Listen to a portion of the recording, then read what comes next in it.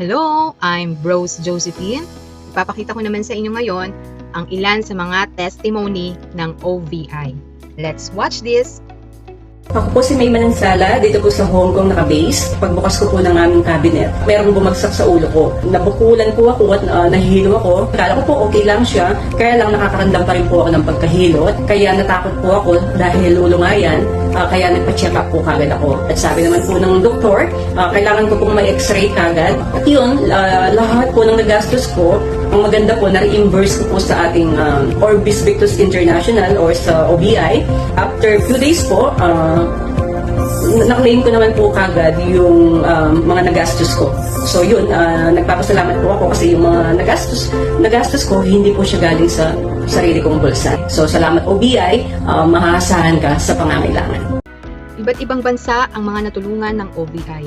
Merong sa Japan, Hong Kong, Taiwan at sa ating bansa, ang bansang Pilipinas. Ako nga po pala si Walter Romero, isa po akong registered nurse, and gusto ko lang pong i-share ang nangyari sa aking aksidente. Magbubuhat sana ako ng isang timba na may laman tubig. Pagkabuhat kong ganun, sumakit yung likod ko and then bigla akong natumba and sobrang sakit po nung likod ko. Naapektuhan lahat ng activities ko and nag-decide ako na magpa-check up sa pinakamalapit na hospital sa amin. Napakaganda nitong insurance na to kasi hindi mo kailangan pumunta sa head office. Sobrang ganda sa part ko na nandito ako sa province and sobra akong grateful, sobrang lubos akong nagpapasalamat sa Orbis Victus International kasi na-reimburse lahat ng nagastos ko sa pagpapacheck up ko. Thank you so much and to God be the glory.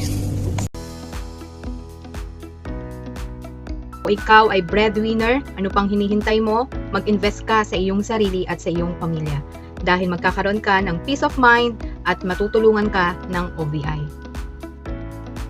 Salamat kabayan at natapos mo panoorin ang mga testimony ng OVI. So kung nagustuhan mo ang OVI, balikan mo lang ang nag-send ng video na ito at i-guide ka niya.